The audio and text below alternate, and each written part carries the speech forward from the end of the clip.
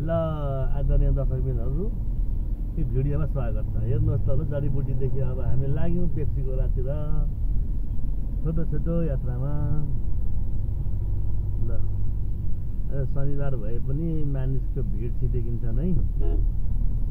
2082 साल जेठ महिना 9 गते कि 10 गते हो? आज 9 गते हो। आज 10 हो। 10 अब 10 हो। ल 10 गते रहेछ।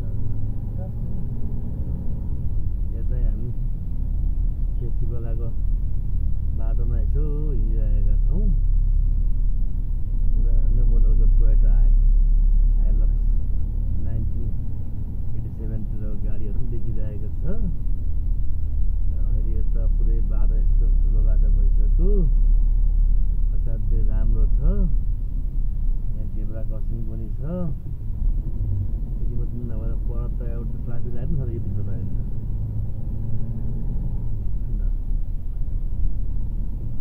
यो भिडियो सबैले हेरिदिनु होला, सबै ठाउँमा पुर्याइदिनु होला।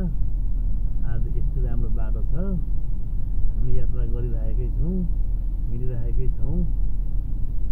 यति राम्रो छ आज यो बाटो। लकिली आज हामी यो हरियो बत्तीमै क्रस गर्न जस्तो छ। क्रस भ्याइयो, धन्यवाद। येल्लो लाइट आइसकेको आउनु चाहिँ अब हामी ब्रेकिङ डिस्टेन्सभन्दा बढी भएकोले गर्दाखेरि हामी क्रस गरेर आयौँ। रेड लाइट चाहिँ हामीले क्रस गरेको होइन, येल्लो लाइट चाहिँ हामीले क्रस गरेकै हो।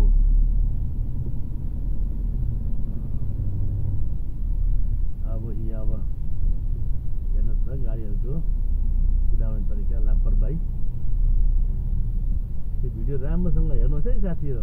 तपाईँ कसरी गाडी कुदाइराख्नु भएको छ भन्ने कुरो तपाईँलाई झन् थाहा हुन्छ। आफ्नै तालमा गाडी कुदाएर भएन, सडकमा अरू पनि गाडीहरू छन् भन्ने कुरा पनि ख्याल गर्नु पऱ्यो नि त मित्रहरू। त्यसले गर्दाखेरि चाहिँ विचार गरेर चाहिँ बाटो गाडी कुदाउनुहोस्। लुकिङ ग्लासमा मजाले हेर्ने गर्नुहोस्। म कुन लेनमा छु, मेरो लेन कुन हो भन्ने पनि चिनिराख्नुहोस् भन्ने मेरो तपाईँहरूलाई अनुरोध छ। मेरो त अनुरोध मात्रै हो, गर्ने या नगर्ने भन्ने कुरा तपाईँहरूकै कुरा हो। त्यसले गर्दाखेरि चाहिँ कुरा यति हो त्यति हो भन्दै हामी अगाडि बढिरहेकै छौँ। यो 2 मिनेट 50 सेकेन्ड लगभग 3 मिनटमा चाहिँ हामी पेप्सी गोला चोक आइपुगेको छौँ। पेप्सी गोला चोक आइहाल्यो हामी। अब धेरै टाढो छैन, अब बढी से बढी 100 मिटरको दूरीमा पेप्सी गोला चोक रहेको छ। हाम्रो गन्तव्य अलिक परैसम्म छ। बिस्तारै खण्ड खण्ड भिडियोबाट हेरेर जानु होला हामी कहाँसम्म पुग्छौँ। पत्ता लगाउनुहोस्, हामी कहाँ जान्छ भने पत्ता लगाउने मान्छेलाई 200 को रिचार्ज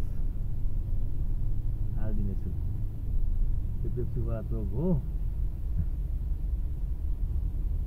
यसलाई वारिसिना मल पनि भन्छ, यसलाई पारिसिना मल पनि भन्छ। उतापट्टि वारिसिना मल,